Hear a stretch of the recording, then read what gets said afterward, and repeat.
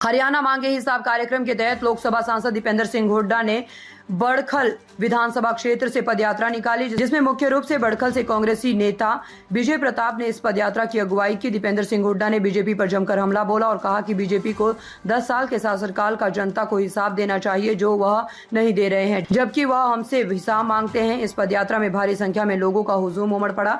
बड़खल विधानसभा क्षेत्र में हरियाणा मांगे हिसाब कार्यक्रम के तहत पदयात्रा में शामिल लोगों को संबोधित करते हुए सांसद दीपेंद्र सिंह हुड्डा ने फरीदाबाद के शहर के विकास और मूलभूत सुविधाओं को लेकर सरकार को घेरा। बड़खल क्षेत्र के कांग्रेस के वरिष्ठ नेता विजय प्रताप ने सांसद दीपेंद्र सिंह हुड्डा के यहां पहुंचने पर जोरदार स्वागत किया। सांसद दीपेंद्र सिंह हुड्डा ने कहा कि आज प्रदेश विकास की पटरी से नीचे उतर चुका है। आज बीजेपी के 10 साल के शासनकाल में बेरोजगारी में हरियाणा नंबर 1 बना है और कानून व्यवस्था की बात करें तो अपराध में भी हरियाणा नंबर 1 पर है। पंजाब के बाद प्रदेश आज नशे की गिरफ्त में आ चुका है। उन्होंने बीजेपी सरकार को घेरते हुए कहा कि आज केंद्र सरकार द्वारा 28 प्रदेशों को जो राशि दी जा रही है, उसमें सबसे कम हरियाणा प्रदेश को राशि मिल रही है। उन्होंने कहा कि आज ओलंपिक में सबसे ज्यादा पदक हरियाणा के खिलाड़ियों के हैं, लेकिन केंद्र सरकार द्वारा खेल बजट से मात्र 65 करोड़ रुपए की राशि दी गई है, जो कि सबसे कम है। हरियाणा का भट्टा बिठाने पर जब हमने सरकार से हिसाब मांगा तो केंद्र के मंत्री कहते हैं कि हम कोई हिसाब नहीं देंगे। रेनू भाई, हमारी बहन रेनू भाई, बहन रेनू जी, राखी जी, आपसे पहले रेनू जी खड़ी है ना, राखी जी, तो पहले उनका नाम लेना था। आपने महिलाओं का कहा था, खुद का नहीं, तो पहले हमने रेनू जी का, फिर राखी जी, उसी क्रम में, क्योंकि ये सारा अपना कांग्रेस का परिवार है। गजना जी, बहन गजना जी, हमारे वेदपाल जी, वेदपाल दायमा साहब, हमारे डालचंद डागर जी, हमारे सन्नी बादल जी भाई, हमारे बीच में भाई हेम डागर जी, बहुत से हमारे सभी, एक एक का नाम लेने क्या हो सकता है भाई, किसी का नाम नहीं लिया गया हो वो रास्ते में बता देना। मुकेश डागर का नहीं लिया गया था, वो रास्ते में बता देना, जब आखिरी पॉइंट पे पहुंचेंगे तब ले देंगे उसका, साथ चलना करो। तो जो आज आप सब यहाँ पे हम एकत्रित हुए, क्योंकि 10 साल की सरकार बीजेपी की, आज 10 साल में फरीदाबाद बेहाल है कि नहीं है, मैं आपसे पूछना चाहता हूँ।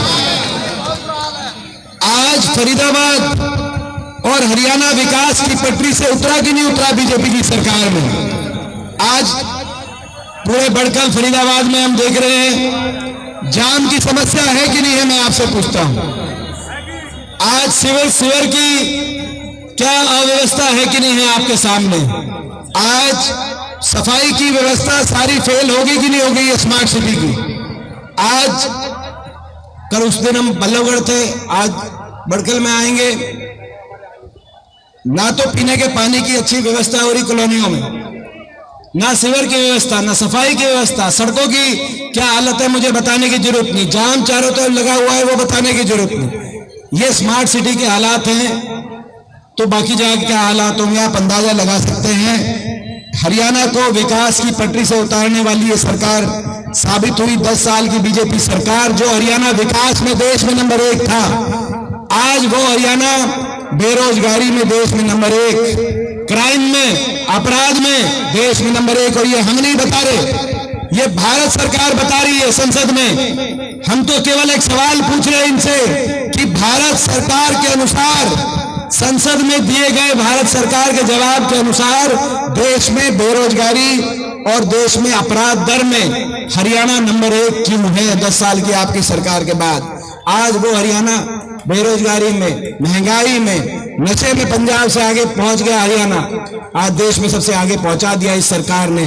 कानून व्यवस्था, अपराध में, और ऐसी स्थिति बनी, मैं आज आपको बताना चाहता हूं, जो परसों संसद में मैंने बात कही है, देश में कुछ प्रदेश ऐसे हैं जिनसे केंद्र सरकार टैक्स ज्यादा लेती है और प्रदेशों को कम राशि मुहैया कराती है, लेकिन सबसे कम 28 राज्यों में अगर सबसे कम राशि दी जा रही है किसी प्रदेश को, तो हरियाणा प्रदेश को 7 रुपए ले जा रहे हैं और मात्र 1 रुपया वापिस दिया जा रहा है।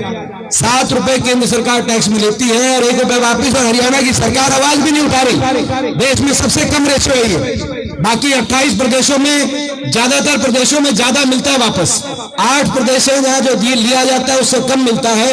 उन 8 प्रदेशों में भी अंतिम जो है पंक्ति पे हरियाणा राज्य खड़ा है, तो 15% वापस मिलता है। तो कितनी बड़ी अनदेखी। यहां तक कि खेल बजट बाकी बजट तो छोड़ दो, खेल बजट में भी हमारा नंबर नहीं है हरियाणा का। आज मेडल आ रहे हैं ओलंपिक में, 6 में से 5 मेडल, 4 मेडल तो हरियाणा खिलाड़ी लेके आए, जिसमें से एक हमारी बेटी